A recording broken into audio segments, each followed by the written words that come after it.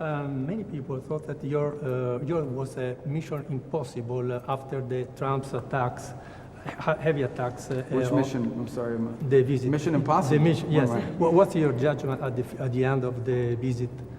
Mission accomplished? We work with the Vatican on a lot of things. Our relationship between, for example, our mission here in the Vatican, like I told you, we're working together on humanitarian issues. We're focused on other issues as well.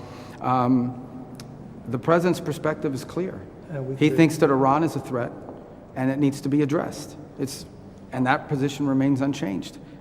And I think we're capable of having that position and expressing that position clearly and also working cooperatively, and as we have for centuries, as we have for decades, with the Vatican and with the Catholic Church, who has a global presence. Did you explicitly ask the Pope to stop his criticism of the Iran war? I'm not going to discuss what I talk about the Pope, but I'm not going to ask him. That's not the purpose of I told you guys before I even came here. And that is that we have a very strong relationship with the Vatican. We work with them on a lot of things around the world. This was a trip that had been planned even before all these things had happened. So why just as an example, why would I not want to hear the perspectives of the most important, in many cases, far-reaching, religious leader in the world, on his perspectives about what he saw on his trip to Africa, or what his bishops and others and agencies are hearing in the Western Hemisphere, or the plight of Christians in Africa, but also those in Lebanon, a place that, so of course we're going to engage with them on these things. That was the purpose of our meeting, and in that realm it was very, very productive, and it was a good meeting because we were able to talk about these different areas of the world where they have a presence, where they are engaged, and we are as well, and of course find opportunities to either continue cooperating where that already exists, like in Cuba, or expand our cooperation in other places where it makes sense. Is it fair to expect a phone call between the President and the Pope anytime soon? I don't know, maybe. I don't know. It could happen. Mr. May I ask you about Iran, if possible? You declared that Operation Epic Fury was over. Now, given all these military actions that we're seeing on the ground, what does over mean militarily? No. Operation Epic Fury was an offensive operation designed to destroy their missile launches, their Navy, their Air Force, and it achieved that, and their factories, and it achieved that. What you saw yesterday was U.S. destroyers moving through international waters being fired upon by the Iranians, and the U.S. responded defensively to protect itself. That's what you saw. That's separate and distinct from Operation Epic Fury. If you fire a drone or a missile at our destroyer, what are we supposed to do? Let it hit it? We have to respond to it. We have to knock down the missile, and we have to knock out whatever it is that launched that missile. The alternative is to let it sink one of our ships. That's crazy. So of course we responded to it. Well, yes, but the point is, if there's not much seizing in the firing, because we've well, you should ask that of the Iranians. Don't ask me. We didn't fire. They fired on us. My point is, if you fire at a U.S. Navy ship, what are we supposed to do? Say, oh, there's a ceasefire. We're not going to shoot down your drone. That's a stupid question. That's a stupid position to take. Of course we fired back at them. They were shooting at us. That's what I would expect to do. Only stupid countries don't shoot back when you're shot at, and we're not a stupid country.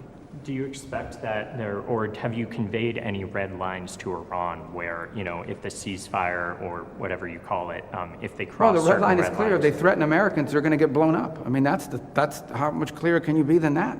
If you are a missile launching guy, whatever they call that job, and you're sitting there and you fire a missile at the United States and we saw you fire it, we're going to hit you. Of course we are. Who doesn't do that? Unless you want to get your ship sunk. We're not going to let our ships get sunk by the Iranians with their little, their drones that they're firing.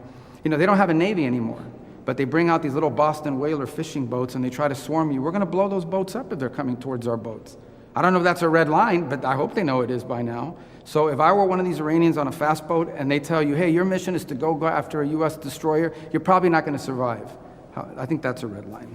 Can I Okay, going back to European reaction, Does anybody have any other questions? This guy's like a monopoly over here. Yes. Okay, come on. The president has expressed disappointment in support or lack thereof in Europe. Was there any discussion today in your meeting with Prime Minister Meloni or Foreign Minister Tahani about them providing escorts in the Strait of Hormuz? No, we didn't get to that level of specificity about what they... Here's the bottom line, okay? Everybody says Iran is a threat. Everybody says that Iran can't have a nuclear weapon. Okay, but you got to do something about it. The president's trying to do something about it.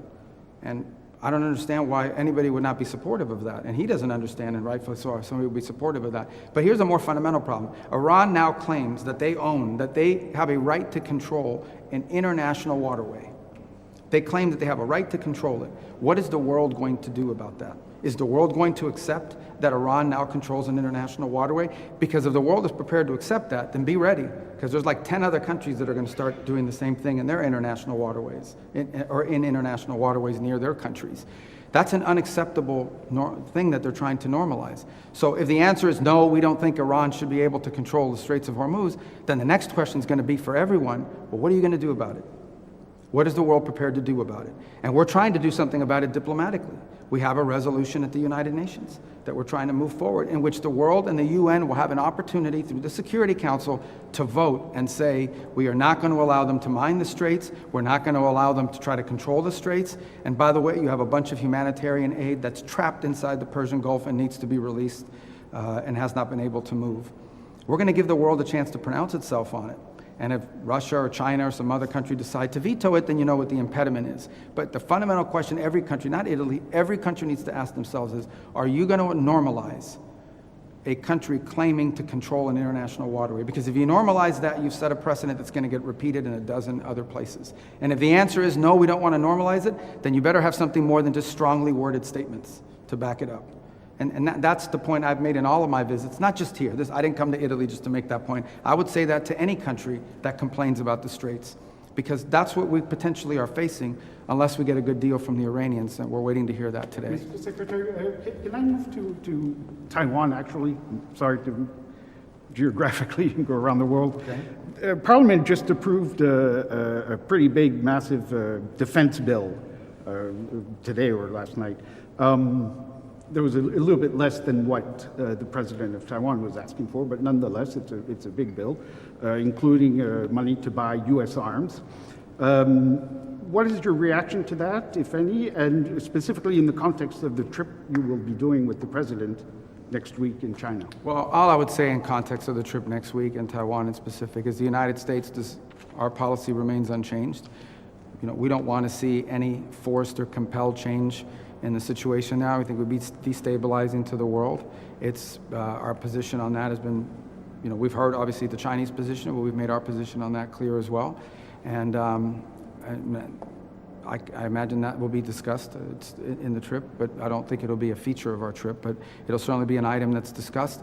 We think it's to the benefit of China, the United States, and the world writ large that there be stability in the straits there, and that continues to be our position. That's the one we'll continue to stand by and advocate for. All right, I have time for one more. We got to leave. About Ukraine before you go. Yeah. You spoke with Lavrov recently, and you know they targeted kindergarten in Ukraine even after they advocated for ceasefire. Where does the negotiations Well, right stand now? right The negotiations aren't. We're not. We've tried to play a mediator role in that. So far, it has not led to a fruitful outcome for a variety of reasons. We remain prepared to play that role if it can be productive. We don't want to waste our time and invest time and energy into an effort that's not moving forward. But if we see an opportunity to act as a mediator that brings both sides closer to a peace deal, we'd like to see it. Our position at the end of the day is that this war is a tragedy. Both sides are paying a very heavy price for it, both economic and obviously at a human level. It's destructive, we're against it, and anytime you tell me about strikes and people, or every time I hear about these things, it just reminds us of why this war needs to end. And while we're prepared to play whatever role we can to bring it to a peaceful diplomatic resolution, unfortunately, you know, right now those efforts have stagnated, but we always stand ready if those circumstances change.